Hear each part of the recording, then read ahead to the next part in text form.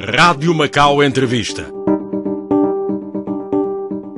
Olá, viva, bem-vindo a mais uma edição de Rádio Macau Entrevista. Hoje com Pereira Coutinho, deputado, presidente da Associação dos Trabalhadores da Função Pública de Macau e conselheiro das Comunidades Portuguesas. Boa tarde. Boa tarde, Gilberto.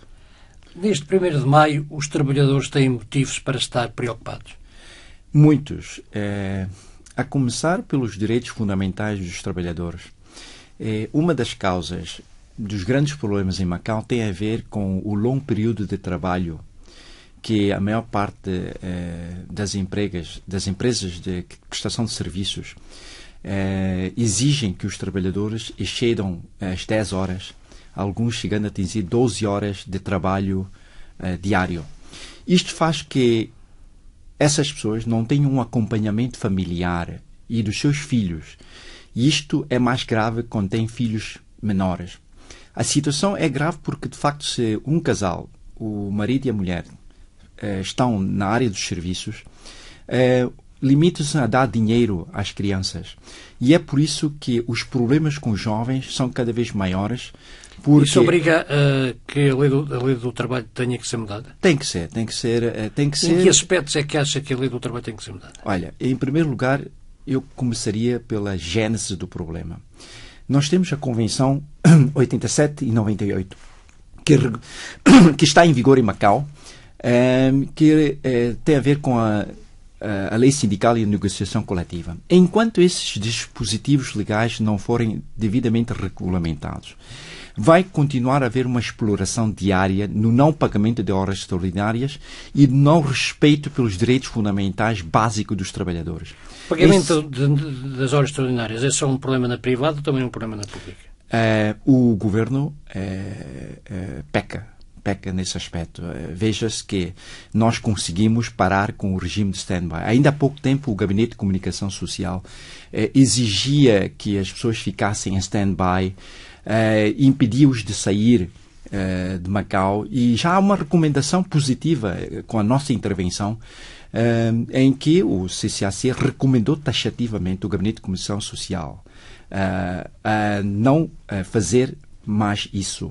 Da mesma medida, esta recomendação aplica-se aos serviços de saúde, que há vários anos, devido à falta de enfermeiros e de médicos, impedia os enfermeiros de sair de Macau. Serviços que podemos considerar específicos, o Gabinete de Comunicação Social, os serviços de saúde, não pode haver aqui um... Sabe que isto é uma questão de começar. É como as câmaras de vigilância. Quando começaram a introduzir câmaras de vigilância nos serviços públicos, aquilo começou uma proliferação de câmaras por todo lado. Sabe-se que quando foi publicada a lei das câmaras de vigilância em 2005, fomos nós que levantamos a questão de introduzir um mecanismo, uma instituição e mecanismos próprios. Foi derivada da nossa interpelação escrita que o Governo criou o Gabinete de Proteção de Dados Pessoais. E foi derivada da nossa intervenção que o Gabinete de Proteção de Dados Pessoais começou a chamar a atenção aos vários serviços. Veja que só no DESAL tem cerca de 200 câmaras posicionadas em todos os ângulos, e o Gabinete de Proteção de Dados Pessoais uma cultura de medo já chamou a atenção a isso. Há uma cultura de medo na função pública? Existe, claramente. Até um cego consegue ver. Sabe que todos os trabalhadores hoje em dia estão pendurados com os contratos individuais de trabalho. Quando esses contratos são firmados com base de uma durabilidade curta, 1 ano, quando não são obedientes, então o que é que eles fazem? Como medida de represália, diminuem esses prazos para 6 meses, depois para 3 meses, alegando que a sua prestação não é a das melhores. E depois de 3 meses mandam-nos para a rua. Portanto, o que acontece neste momento é um medo interno. As pessoas têm medo de falar, as pessoas têm medo de dizer. Por que há casos de corrupção e ilegalidades dos serviços públicos e os funcionários não denunciam? Eu já na semana passada disse na Assembleia Legislativa que é preciso criar um sistema de whistleblower, ou seja, os funcionários públicos que denunciam ilegalidades. Não estou a falar em irregularidades, ilegalidades. Veja que quem acompanha com alguma atenção o julgamento deste caso Aumanlong, que está a decorrer no Tribunal de Última Instância, vai ver que fica espantado como é que uma pessoa, Sr. Aumanlong, consegue fazer tanta coisa sozinho. Acha que ele não teve a colaboração? Por que que os outros Colaboração colegas não ficaram calados? Colaboração de quem? Toda a gente que esteve envolvida no processo. Basta ver quem assinou as coisas. Afinal, as pessoas que assinam não são chamadas à pedra. Quando diz as pessoas que assinam, está-se a referir a quem? Eu estou a referir a todas as pessoas que assinaram os processos e têm que ter... Não se pode ir a um tribunal... Acha que o Amanolo não atuou sozinho? Eu acho que não. É evidente que não. Como é que uma pessoa pode fazer... Isto é uma discussão... Sabe que isto é uma situação anedótica que se está a ser discutida na Zona Norte e que todos os chineses dizem isso. Como é que uma pessoa como ela não consegue fazer tanta coisa? Quando fala quem assinou... Eu queria voltar à questão do whistleblower. O whistleblower é um mecanismo de prevenção à corrupção.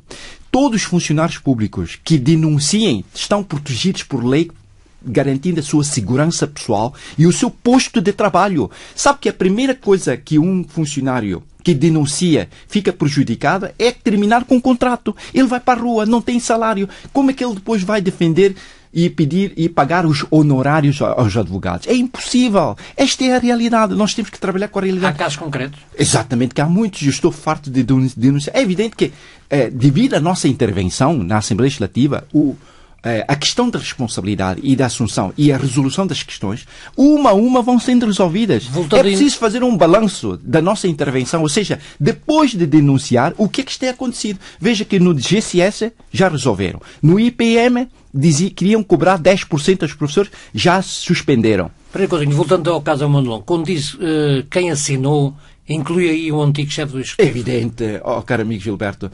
Está tudo envolvido. Como é que um chefe executivo não sabe o que é que o subordinado faz?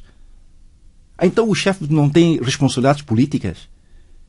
Estão todos, não só ele. Os subordinados também. Como é que podem ir ao tribunal e dizem que esqueceram? E depois são promovidos para diretores de serviços. Veja que o coordenador do gabinete de infraestruturas foi promovido de subdiretor para coordenador. Na sua opinião, o chefe do Executivo, o anterior chefe do Executivo, sabia dos casos? É evidente que sabia. Veja, eu dou o exemplo do Pó Xilai, que foi até pouco tempo, uma elite, um político de craveira e de renome internacional que agora está em queda livre.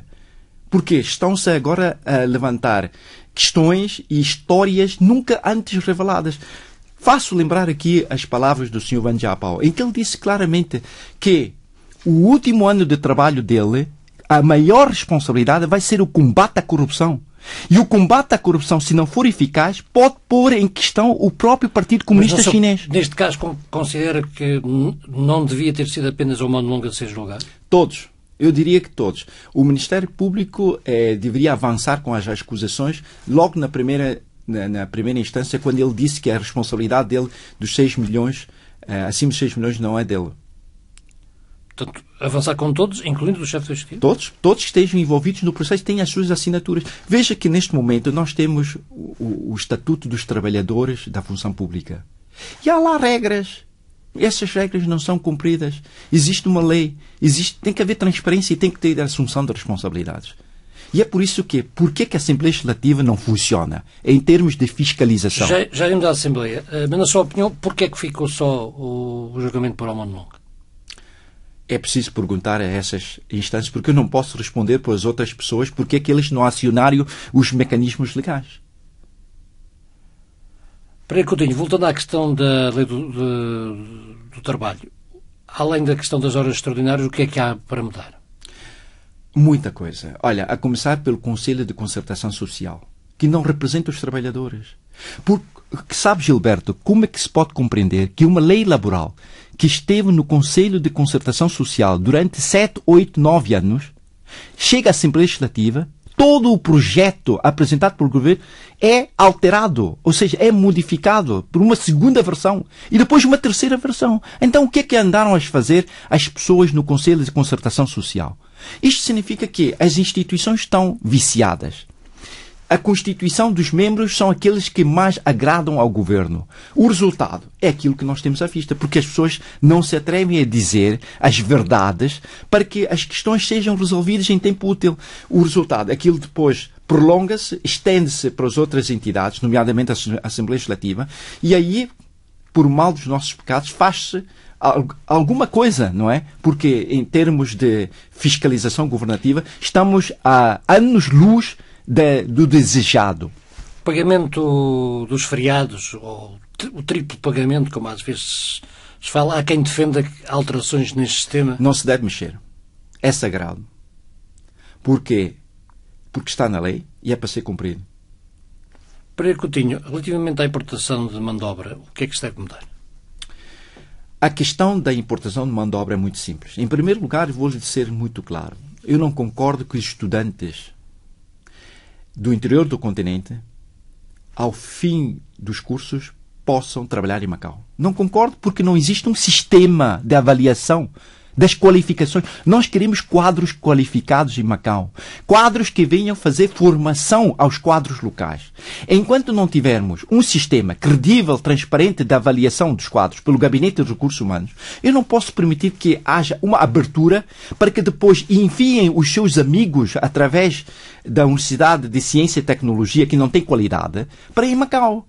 E depois cria-se outro problema, que abre-se uma brecha que é depois difícil de fechar, em que os estudantes locais graduados não conseguem ter um emprego. Mas não deve haver uma mudança na política de mão de obra, porque há setores em que é evidente que é necessário mão de obra. É evidente, porque veja-se que as pequenas e médias empresas, por uma questão lógica, não conseguem competir em termos de salários com as concessionárias de jogo. E a questão dos 6 meses? A questão dos 6 meses é complexa. Em primeiro lugar, eu sempre disse na Assembleia que o trabalho doméstico devia ser regulado por uma lei especial e não misturado numa salgarada russa com a lei laboral. Não quiseram ouvir as minhas advertências. E o resultado está aí. Acha que pode-se aplicar 8 horas de trabalho a uma trabalhadora doméstica? Como é que se vai quantificar? Como é que se vai qualificar? Isto cria problemas graves aos empregadores e aos próprios trabalhadores. O ex-diretor não quis ouvir, foi avante e depois, agora está corrido, não é? Foi posto na prateleira. Ele criou grandes problemas em Macau em termos da lei laboral. E faz algum sentido falar agora na importação de trabalhadoras domésticas na China e apontar para um salário quanto se permite que hoje se contrate, por exemplo, uma empregada filipina ou indonésia com um salário inferior? Eu não faço discriminação no facto de ser do interior do continente ou que venha de um país asiático. Todos têm que ser tratados da mesma bitola. Agora, o que não posso aceitar é que não existam regras claras e o trabalho doméstico tem que ser regulamentado por uma lei especial. Tem que ser ouvidas de uma forma mais abrangente, porque nestes momentos estão-se a criar graves problemas de e deve ser fixado um ordenado para... Tem que ter um ordenado mínimo em Macau, não há dúvidas. Macau tem que ter, eu estou a falar em termos gerais. Em termos gerais, eu não posso aceitar que em Macau existam ainda salários de 4.500 patacas na Zona Norte. Quando fala no ordenado mínimo, está a pensar em quanto? Quando eu falo no ordenado mínimo, é preciso quantificar qual é os índices de sobrevivência em Macau em termos de qualidade habitacional. Veja-se que as rendas e os preços das habitações são exorbitantes. Essa é uma outra questão que nós temos de discutir com grande profundidade, porque não podemos admitir que se ponha a habitação à especulação das pessoas que vêm do interior do continente, prejudicando os de Macau. Veja-se que na Tailândia não é permitido... As medidas do governo relativamente à habitação nada têm resolvido? Não tem minimamente. Isto é somente poeira nos olhos. A habitação económica, as 19.000 casas vão resolver? Não chegam. Neste momento, devo dizer, Gilberto, com toda a franqueza, existem 20.000 à lista de espera. Esta é uma das perguntas que eu vou fazer amanhã ao seu chefe executivo. Quando é que vai abrir a inscrição às pessoas para pedirem uma casa social e uma económica? Há quem fale que neste momento as próprias casas sociais ou económicas estão caras demais. São caras porque os salários estão baixos. É essa a razão. Voltando ao salário mínimo, ele deve ser quantificado em quanto? Eu deixo isso aos especialistas, não vou entrar numa especulação, porque o salário mínimo tem que ser quantificado com base em regras claras e com diversos fatores muito importantes, tais como a renda, a carestia da vida, os principais bens essenciais. Ainda esta manhã ligaram para a Rádio Macau no fórum a dizer que os vegetais são mais caros que Hong Kong. Há um monopólio de vegetais, há um monopólio da carne de porco. Nós estamos a comer tudo isto muito mais caro que Hong Kong. Mas o governo anda há meses, para não dizer mais... Não, meses, anos. Anos a dizer que tem feito uma grande tentativa. Porquê que nós temos um monopólio do mercado abastecedor, Gilberto? Nós somos membros da Organização Mundial de Comércio, em que em que aponta para a liberalização do mercado. E nós somos os primeiros a cometer os pecados, dando ao mercado abastecedor a liberdade de monopolizar os bens essenciais. Por que a inspeção higiosanitária tem que ser no mercado municipal, no mercado abastecedor? Por que a inspeção higiosanitária não pode ser feita nas portas do cerco? Para que todas as pessoas que queiram entrar vegetais e carne de porco possam ser sujeitos a essa inspeção. Voltando ao 1 de maio, vamos ter a ATFPM a manifestar-se na rua? Não é a ATFM. É eu, Pereira Coutinho e os meus amigos. Vamos à rua conversar com as pessoas porque queremos ter o pulso das pessoas. É uma oportunidade, é uma festa. Mas quando é tão crítico relativamente ao governo, à questão dos retroativos, não há motivos para a ATFPM vir para a rua? Depende, sabe? A ATFM, para muitas pessoas parece que é só uma pessoa, mas não é. Nós temos funcionamos à base do colégio decisório. Temos 36 corpos gerentes, pessoas do mais alto nível, médio e baixo. Ouvimos as pessoas falam, mas não é conveniente a eles darem a cara. E, portanto, eu respeito todas as opiniões que acham que a ATFM não deve, neste momento, ir à rua. Portanto, mas não impede das pessoas exprimirem livremente a sua vontade de estarem lá. Se acharem que eu vou lá e as pessoas querem aderir, tudo bem, não há problema. Não é necessário. A situação é igual. Portanto, eu ir à rua e a ATFM ir à rua também, em termos práticos, é na mesma coisa. Na semana passada, aqui neste mesmo espaço, Francisco Manhão disse que a ATFPM, ou não vê na atuação da ATFPM, a defesa dos trabalhadores não se nota. Comentário merece. Eu não faço nenhum comentário. O balanço está feito. Eu até poderia falar mais coisas. Olha, veja que a questão do campismo, que foram 7 interpelações seguidas, já está resolvido. A questão de servir a população. Sabe que um deputado, quando serve, não serve os funcionários públicos. Um deputado, quando entra para a Assembleia Legislativa, tem que resolver os problemas dos cidadãos. Por isso que não é fácil arranjar uma pessoa para substituir a minha pessoa. Porque é preciso ter disponibilidade temporal. Trabalhar nos sábados e domingos. Olha, a questão dos parques de estacionamento do Pakvu ao lado do New Yauhon, em que o governo queria acabar com os parques fixos. Conseguimos resolver esse problema. Está a dizer que não tem substituto na ATFPM? Como? Está a dizer que não tem substituto para a ATFPM? Neste momento parece que sim, porque ninguém quer pegar a estafeta. É tão simples como isso. Eu já falei várias vezes com a doutora Rita, mas estou confiante, muito confiante. Veja que a conferência de imprensa que demos ontem sobre a reforma política, estive rodeado de 5 jovens de Macau. Estamos a formar a nova geração. Relativamente aos retroativos, a Associação dos Trabalhadores da Função Pública de Macau está arrependida de integrar a Comissão dos Vencimentos? Não estamos arrependidos. Temos que estar lá para fiscalizar aquilo que o governo... O governo muito Mas bem... sente-se traído pelo governo? Parecer? Sentiu-se traído pelo governo? Sim, evidente. Veja-se, Gilberto, se fosse na sua pessoa, em que você está a dialogar com 4 membros de direção, de serviços distintos, em que eles concordam com os retroativos. Os retroativos foram não aprovados na Comissão? Foram. Por isso que os retroativos nunca foram uma questão. Apanhou-nos como um balde de água fria. Eu disse isso na comunicação social. Portanto, o que nós discutimos naquelas 2 reuniões da Comissão para a avaliação das remunerações foi somente a questão dos índices. O governo apresentou 3,5. Isto foi imediatamente rejeitado. Portanto, o governo anda a brincar com as pessoas. E nós não estamos aí para brincar. Vamos ser honestos e francos. Estamos aí para trabalhar e para ser sérios e honestos. Portanto, a inflação já vai no 6,2%. Exatamente, como o Dr. Albano Martins tinha previsto muito bem. E vai continuar a galopar. As pessoas não têm dinheiro para comprar coisas. Nós temos estado a visitar famílias na Zona do Norte em que tem comida preparada num dia que serve de alimentação para 5 dias. As pessoas não têm dinheiro para comprar arroz. Ainda ontem mandamos 10 caixas, grandes caixas de 20... há fome em Macau neste momento? Há fome, não há dúvidas que há. Nós mandamos sacos e sacos de arroz para as famílias da Zona Norte. A lei sindical deixou de ser uma prioridade para Pereira Coutinho? Nunca. Será sempre. E eu disse sempre isso. Mas não vai avançar com mais nenhum? Avançamos. Vamos avançar. Vamos avançar e trabalhar nesse... Ainda nesta legislatura? Ainda nesta legislatura. Vamos. Por que não?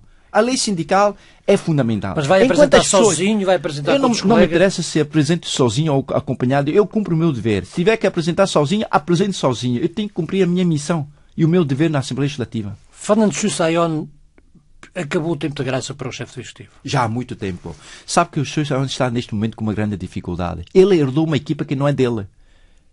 Portanto, esses secretários têm os prazos de validade expirados como géneros alimentícios, já não dão conta do recado. Mas o Pereira Coutinho faz... A massa cinzenta já não dá. Mas o Pereira Coutinho acusa muito o governo, mas em Macau quem manda é o chefe.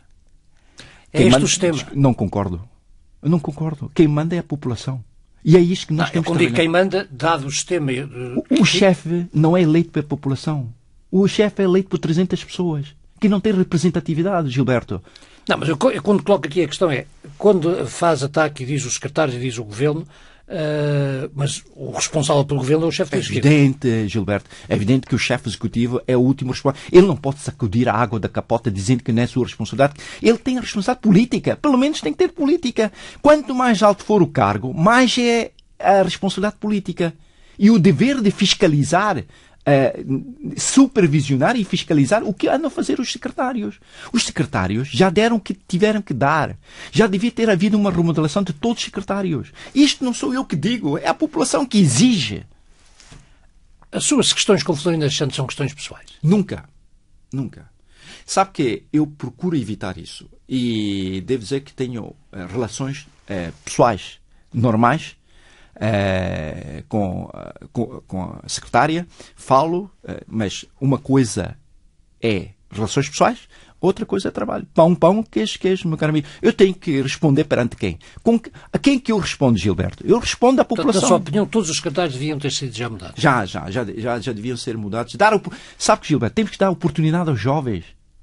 Sabe que a nossa lei básica foi criada com dois mandatos para o chefe executivo. Você acha que um secretário pode trabalhar 20 anos? Durante algum tempo elogiou muito o atual chefe do Executivo. Está desiludido com ele neste momento?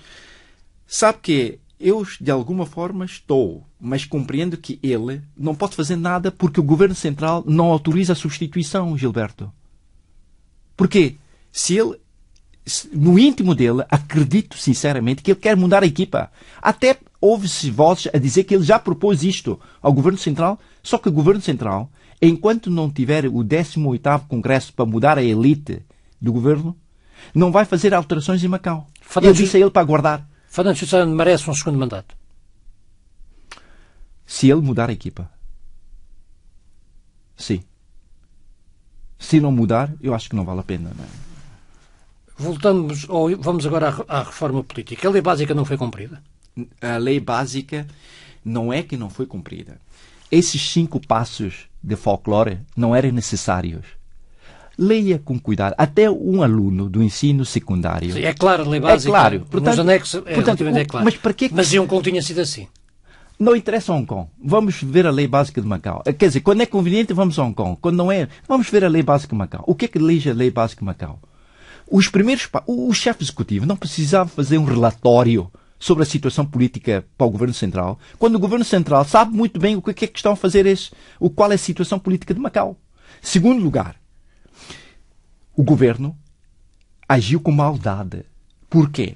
Logo no segundo passo, imprimiu livros e condicionou a opção política dos cidadãos de Macau, encaminhando-os para a proposta que lhes mais conveniente. Portanto, cá em Macau, não é questão que o governo queira fazer isso por sua própria vontade. São os senhores do poder que armadilham, controlam o governo para atingir os seus desideratos, ou seja, manter os poderes para manter os seus interesses intocáveis. Quando falam nos senhores do poder, está-se a referir a quem? São aquelas pessoas que estão no Conselho Executivo, são aquelas pessoas que conseguem terrenos à vontade. Veja-se que neste... O que é que acha daquela troca de terrenos em Luan? É escandaloso. Como é que se pode um governo com seriedade, honestidade, sabendo que existe um processo no tribunal, ainda por cima o secretário para as obras públicas, transporte, o atual, lá o CEO, dá-lhe mais terrenos, parece que ele está com fome. Quer dizer, ainda dá mais terrenos para empresas que estão a ser acusadas, arguidas no tribunal. É inqualificável, é realmente inconcebível que isto ainda aconteça. Isto só para dizer que, sabe que o crime de corrupção é dos mais difíceis de desvendar. Não é como o homicídio em que há uma vítima e há uma pessoa que beneficia disso. No crime de corrupção, ambos estão contentes. Um dá, o outro recebe. E é muito difícil de desvendar. Hoje em dia... Como é que olha para a atuação do atual Comissariado contra a Corrupção? Melhorou. Melhorou porque por causa do background dele. Ou seja, ele vem dos tribunais, tem uma concepção diferente, tem qualificações académicas diferentes do outro. O Jeremy não percebia nada daquilo. Estava assessorado por 2 acólitos que faziam aquilo que melhor entendiam. Esta é a verdade das coisas. Agora, neste momento, ele toma as rédeas. Falava nos secretários para mudar, inclui também o atual secretário. Inclui. Esse atual só distribui cheques. Pá. E anda por aí a fazer show. Porque está preparado para ser o futuro chefe executivo, a meu ver. Portanto, eu acho que é preciso dar oportunidade aos competentes. Está desiludido com a sua política na saúde, na educação? A saúde, Gilberto, você sabe melhor que eu. A saúde está muito mal. Embora os médicos trabalhem com afinco, dão o seu melhor. Temos profissionais de qualidade de craveira, os nossos médicos portugueses. Eu não sei a que ponto está o processo da vinda dos médicos portugueses em Macau. Falou-se, mas não vejo na rua, nem nos hospitais. Não sabe qual é o ponto de situação. Nós precisamos de médicos portugueses cá em Macau porque são médicos qualificados, com experiência. Esses médicos são necessários em Macau para formar os médicos de Macau. Sabe que o grande problema no hospital começa onde? Começa na gestão. Ainda ontem o diretor de saúde esteve lá. O secretário veio 10 minutos e foi-se embora, porque sabia que a discussão ia ser acalorada. E foi muito acalorada. Está a falar na comissão do erro médico. Exatamente. O grande problema que eu levantei lá foi a questão da gestão do hospital. Está mal gerido.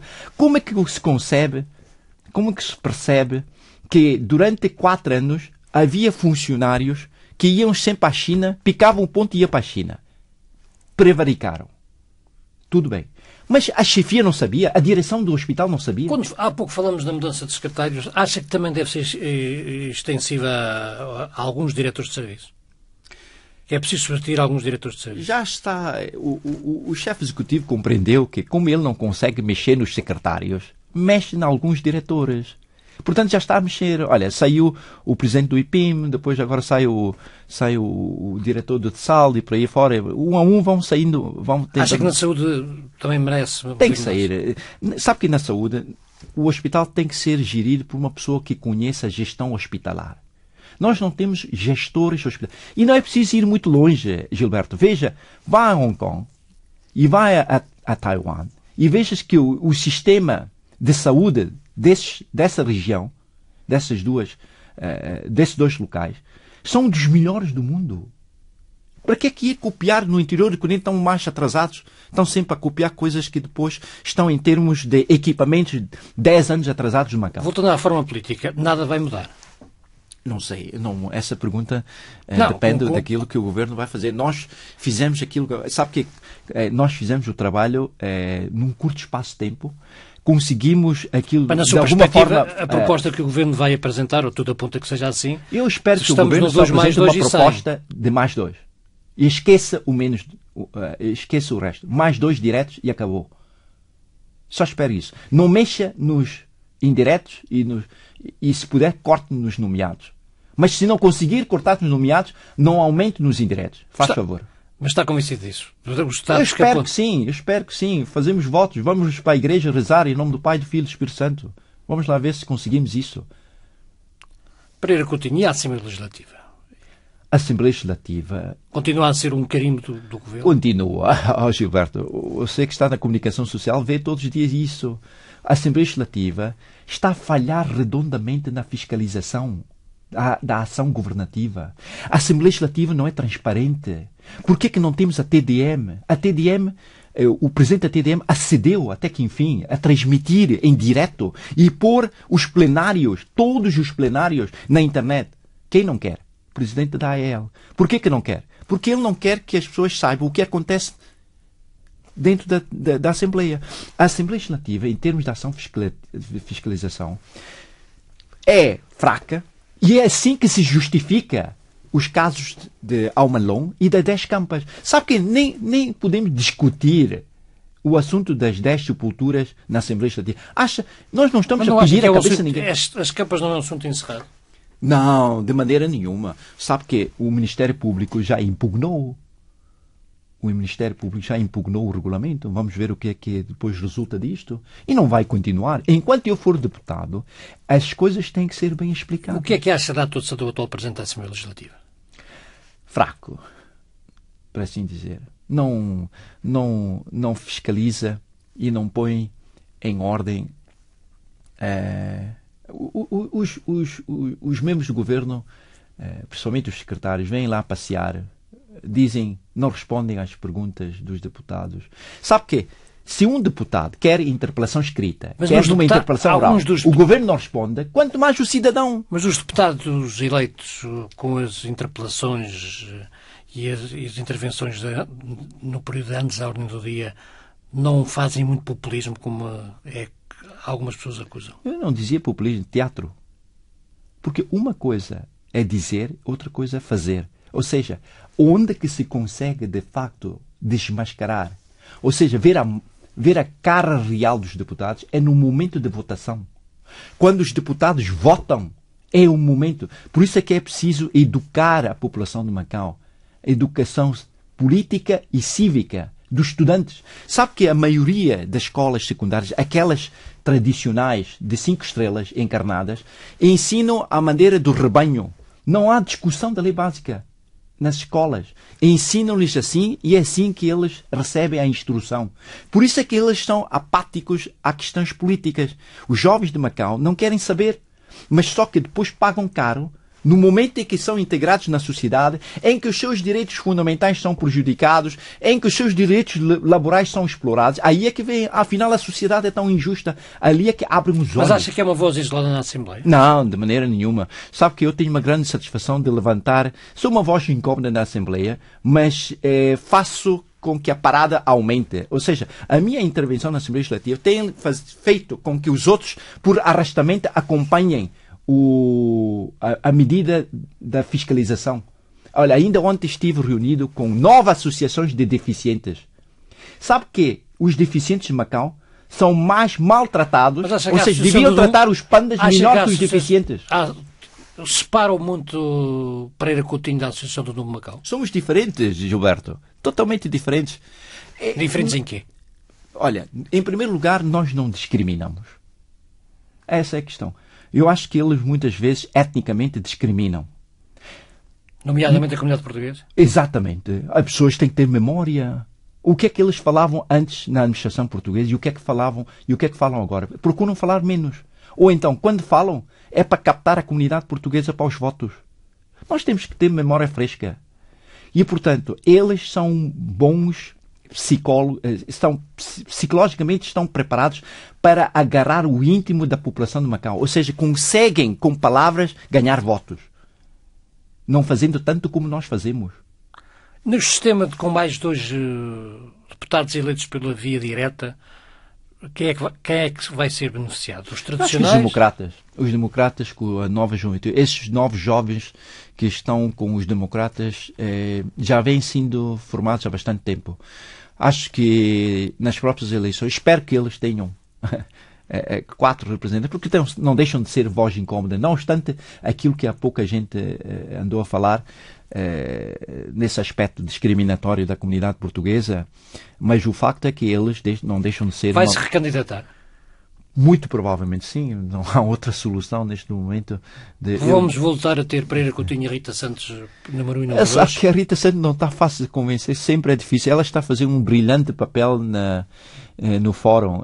Aliciá-la para ir à Assembleia Legislativa. E acha que é possível em 2013 chegar aos 2 deputados? Sim, eu estou muito confiante desta vez vamos conseguir. Veja que o Mocochão do novo ele entrou para a Assembleia em 96, salvo erro, 96. Depois, 92 ou 96, mas andou sozinho 2 mandatos. Sozinho. Só no 3º mandato é que ele conseguiu meter o colega. Depois andaram os 2 sozinhos 2 mandatos. Só depois no outro mandato, no 5º mandato, é que conseguiram meter o 3º separando as listas. Portanto, eles já agora perceberam que, separando as listas, e o Alckmin tem feito um papel exemplar, vão conseguir meter os 4. Luís Pedroco já anunciou a sua intenção de apresentar uma candidatura. Eu dei os parabéns a ele. Eu acho que é importante ter mais participação política. É evidente que não é fácil. Sabe que só a comunidade portuguesa não é fácil. E depois é preciso ter disponibilidade temporal para trabalhar para a população. Porque os deputados eleitos pela via direta são diferentes dos nomeados e dos indiretos, que respondem perante aqueles que prestaram, fizeram o favor deles metê-los na Assembleia Legislativa. Os deputados não são todos iguais? Não, não são. De maneira nenhuma. Respondem perante quem forem metidos dentro da Assembleia Legislativa. Eu respondo perante o povo. Não respondo perante a função pública só, ou a comunidade portuguesa só. Respondo perante toda a população de Macau. Os deputados nomeados respondem perante o chefe do Executivo. Os indiretos respondem perante aquelas associações que eles alimentaram de 4 em 4 anos. Candidaturas que apontam muito para a comunidade portuguesa? Quanto mais participação, melhor. É bom, sabe, porque ganha experiência. E depois, outra coisa que é melhor, passam a compreender mais e melhor as questões sociais devido ao facto de participar politicamente. É positivo. E eu espero que haja mais listas de jovens. Revisão do Código de Processo Penal. Que comentários? Acho que sim, é muito burocrático. Neste momento há vários procedimentos que já... Sabe que isto é como a...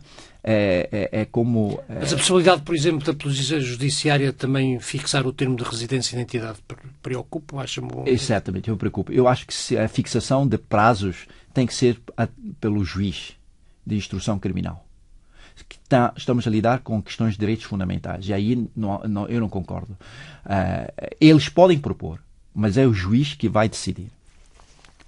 Fundo de Segurança Social, que futuro? Muito mal.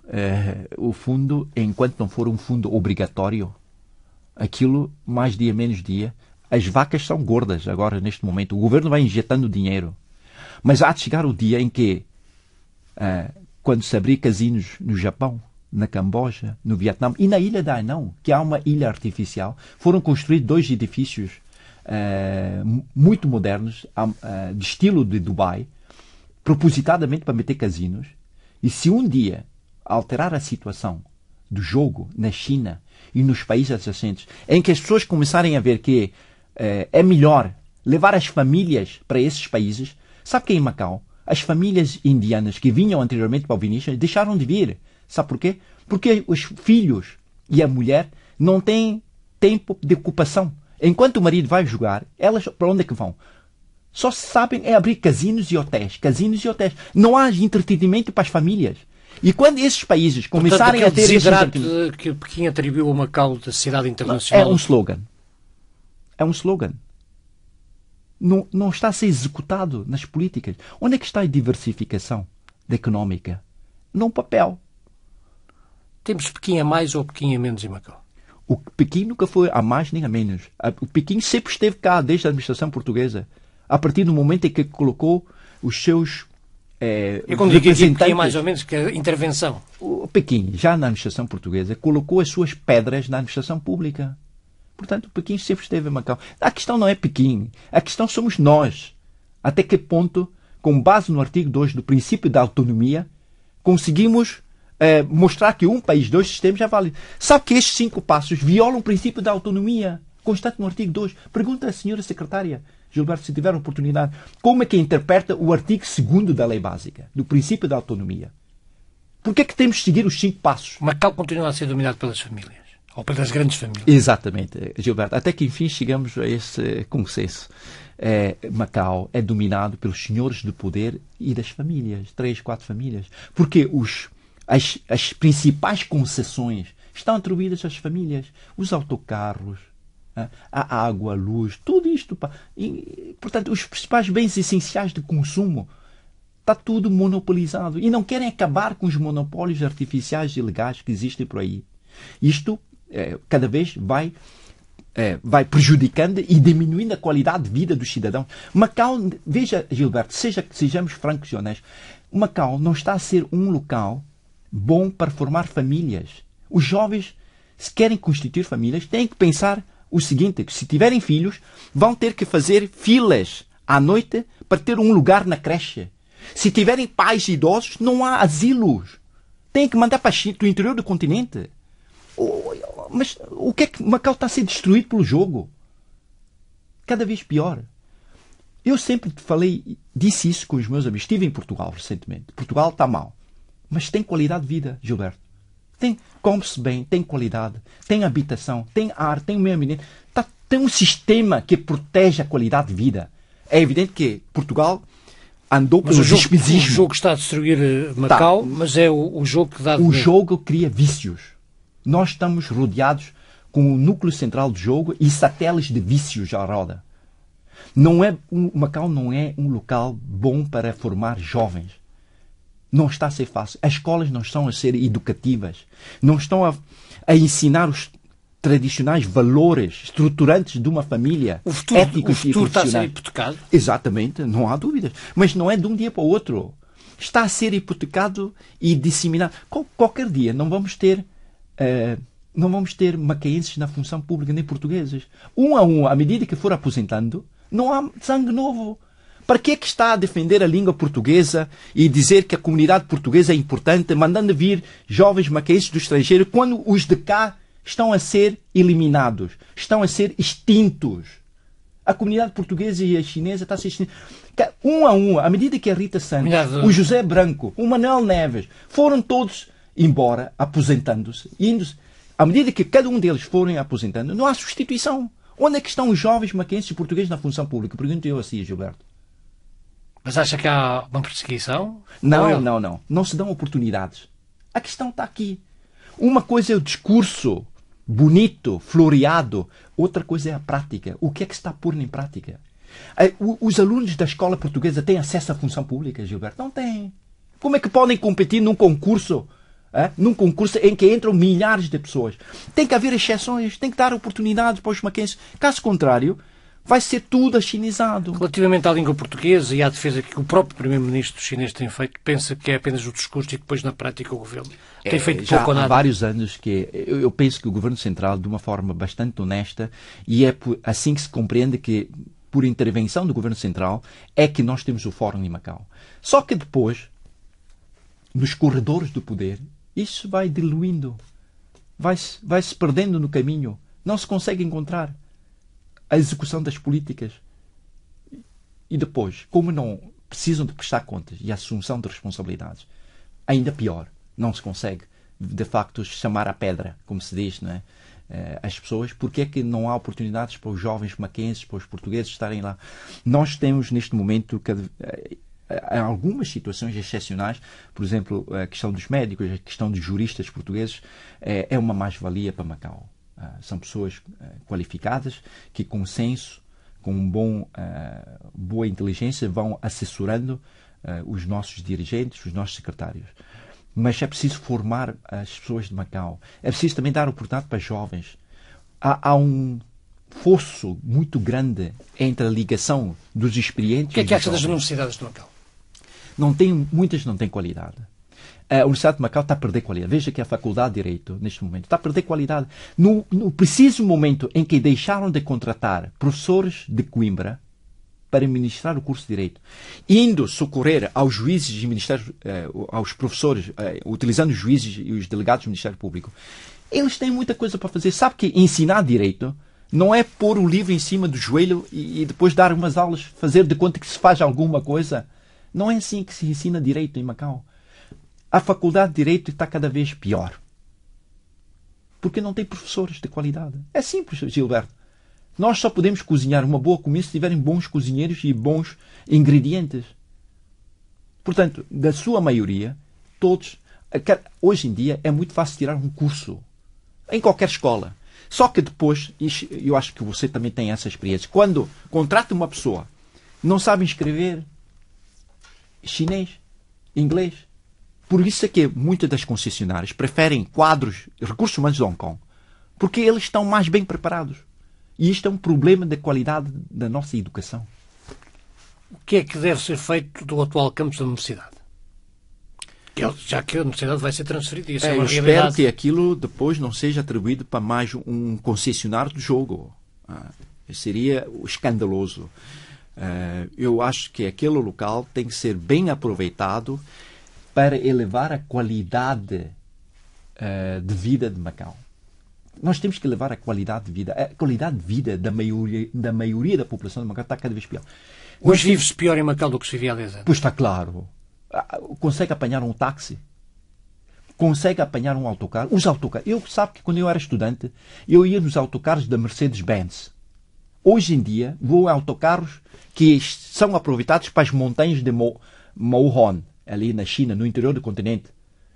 Os autocarros têm escadas de grau elevado. Os idosos não conseguem subir. O custo dos autocarros foi um erro? Foi um fracasso? Foi um fracasso porque, outra vez temos essa questão, foram os senhores de poder que impuseram que o governo concessionasse este serviço. Mais uma vez temos um exemplo. E o resultado está sempre aí, porque depois quem paga as favas são os cidadãos de Macau. O senhor consegue andar num passeio? Os passeios terminam e depois o senhor tem que jogar com os autocarros, com os táxis, para aproveitar as bermas, para poder passar de uma rua para outra. Hoje em dia é perigoso atravessar uma zebra. Hoje em dia é perigoso andar na rua. Não tem qualidade de ar. Não se consegue comer de uma forma mais barata, como nós comíamos antigamente. Cada vez as coisas estão mais caras. Os supermercados aumentam de preços semana após semana. Esta é a realidade. As pessoas não conseguem sobreviver. Ganham um bocadinho mais, mas também gastam 3, 4 vezes mais. A lei do arrendamento está mal. Sobem as rendas como quiser. No meio dos contratos. Não há fiscalização. Para exercer os seus direitos, tem que arranjar um advogado, tem que pagar muito dinheiro em honorários. Os táxis resolvem-se com estas novas 200 licenças? Eu fiz uma interpelação dizendo que assim, não é preciso concessionar licenças para os táxis. Os táxis, as licenças ficam na mão do governo. O governo adquire os táxis e depois aluga os táxis para as pessoas que têm licença de condução. Aqueles que prevaricarem, ou seja... Isto é estar a alterar a sociedade de mercado de Macau. Mas tem que ser assim, se já não consegue cumprir... Se uma pessoa não consegue apanhar outra... Sabe que já ficaram pessoas dentro do táxi, encurralados no táxi, porque a pessoa, o condutor, foi buscar as 300 patacas da comissão e meteu a pessoa dentro do táxi, fechada. Chegamos até este ponto. Sabe que há notícias de roubo de bagagens no aeroporto de Macau que não são noticiados nos meios de comunicação social. Porque as pessoas vão apanhar avião, saem dos táxis e o táxi arranca com a bagagem na bagageira. E como a pessoa tem um bilhete de avião, desiste de apresentar queixa. São dezenas por mês, meu caro amigo Gilberto. Porque afeta a imagem de Macau. Por isso é que não são. Falando no aeroporto, está preocupado com o futuro do aeroporto?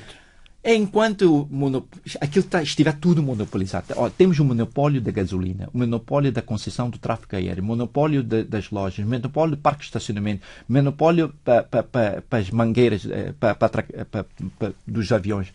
É tudo monopolizado. Não acabar com os monopólios, não há competição. Não há competição, o serviço é aquele. Cada vez é pior. O aeroporto de Macau está cada vez mais sujo. Sujo. As pessoas cospem. Não há limpeza. Aquilo que cada vez... E a Air Macau? A Air Macau, já nem vale a pena falar da Air Macau. A Air Macau é tudo menos Macau. Está dito. Tem defendido que os cheques nada resolvem. Defende o fim dos cheques? Não defende o fim do cheque. Um governo preguiçoso e incompetente tem que dar cheques. Agora, mas era o que faltava. O cheque eu espero que o cheque seja aumentado para 10 mil patacas no próximo ano. Porquê? Mas não há aqui... Por causa da carestia da vida. Sabe que o cheque, hoje em dia, a população de Macau recebe o cheque para pagar as multas do parque de estacionamento, para os deficientes comprar mais uma cadeira de rodas, para os equipamentos, as pessoas que não têm pernas têm que comprar os acessórios. Os deficientes precisam disto. E o mais caricato é esse. Aqueles subsídios que se costumam dar para os deficientes para adquirir esses equipamentos são suspensos devido ao cheque de compensação pecuniária. Dizem eles que você, já que tem um cheque de compensação pecuniária, não tem direito aos subsídios específicos para os deficientes. O governo é preguiçoso e dá cheques. E depois não defende o fim dos cheques. Parece haver aqui uma contradição. Não há contradição. Quando o governo começar a trabalhar melhor, ali, assim, eu defenderei... porque, sabe, o chefe de compensação pecuniária é uma forma indireta de os cidadãos de Macau beneficiarem do sucesso das receitas do jogo. Mas à custa da sangria dos nossos irmãos da China, que vêm cá sangrar para a felicidade dos nossos cofres. O governo em taxa de execução orçamental, a taxa de execução orçamental do governo é baixa. Num país ocidental, o governo já tinha sido demitido. Mas em Macau tudo pode, vai-se andando para a frente. Não se fazendo também são elogiados. Agora, pelo menos temos um cheque para ajudar as famílias mais carenciadas. Em Macau não há atualização salarial para os privados. Os privados seguem aquilo que o governo... Por isso é que eu digo, quando o governo avança com a atualização salarial, os privados também beneficiam. Portanto, neste momento, há cheques para todos os gostos e estilos.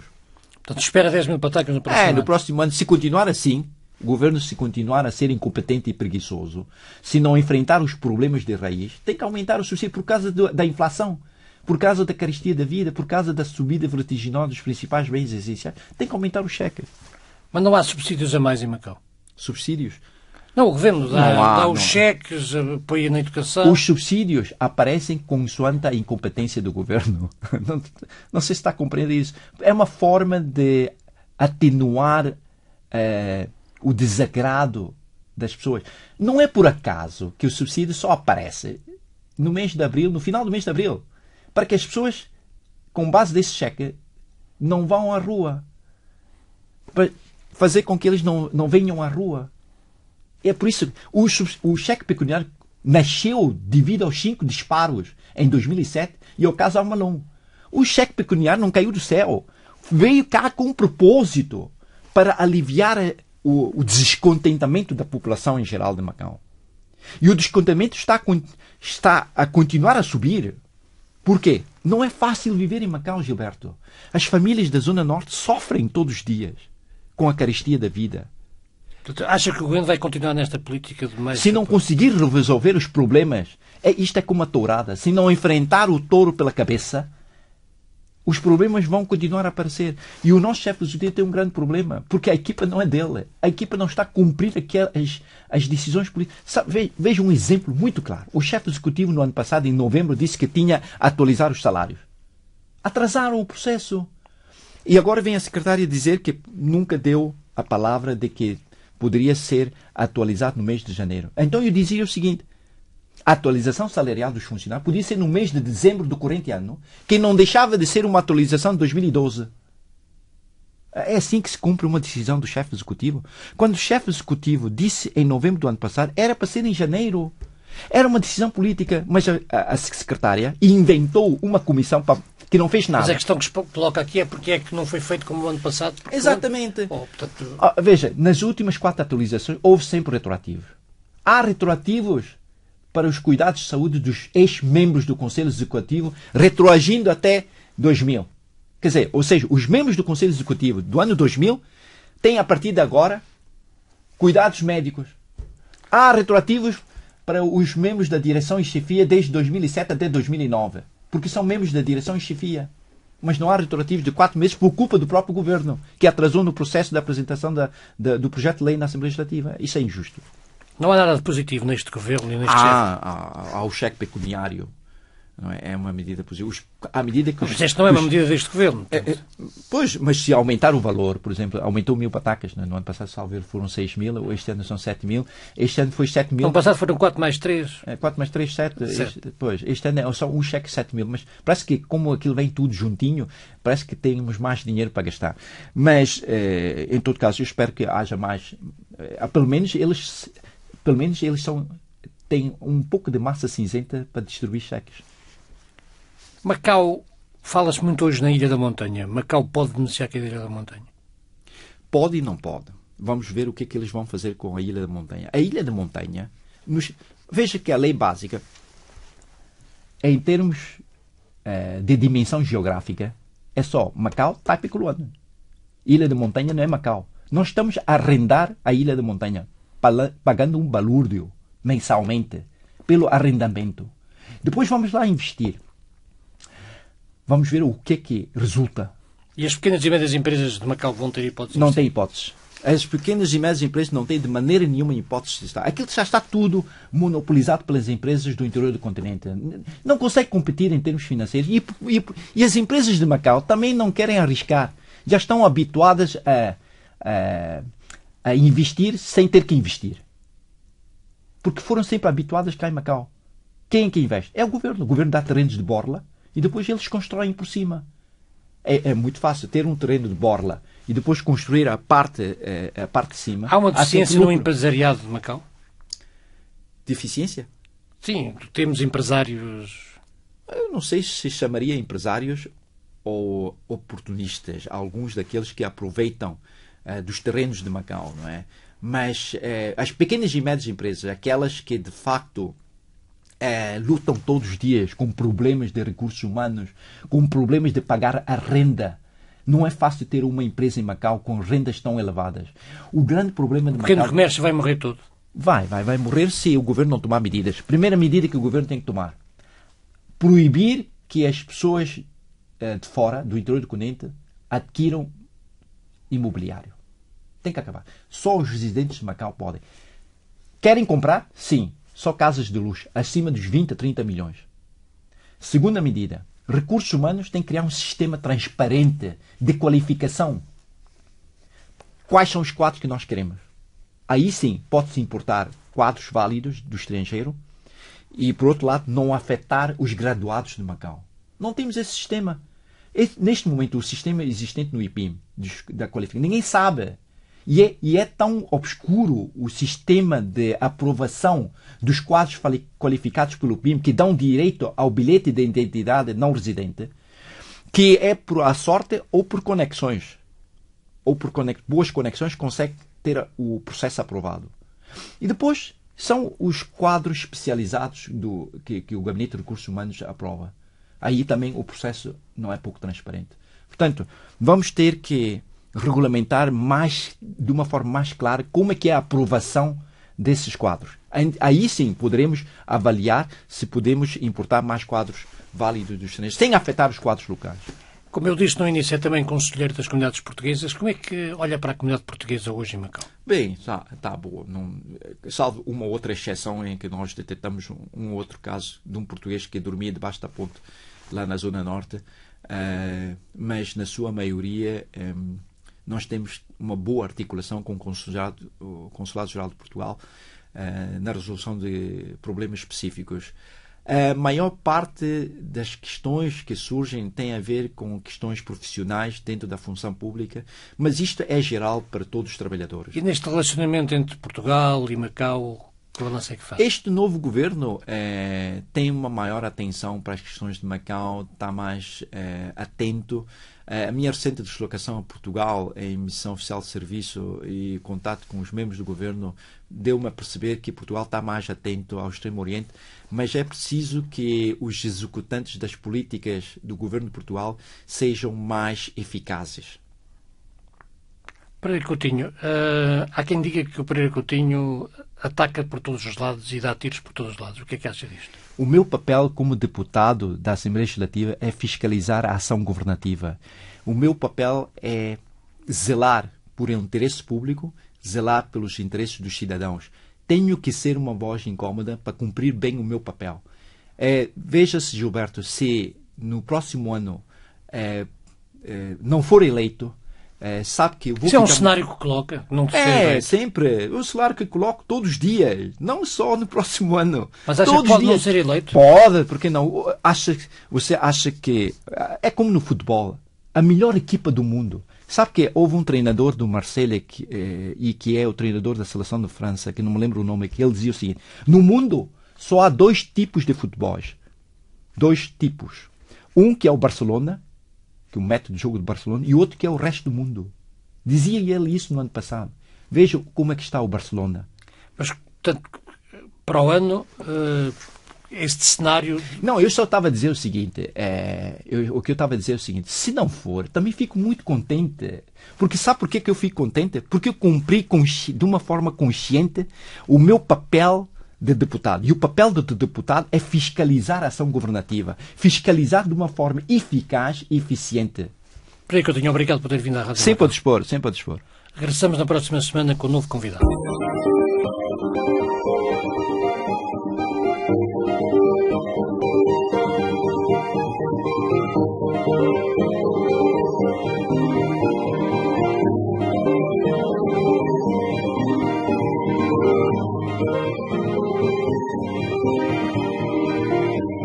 Rádio Macau Entrevista.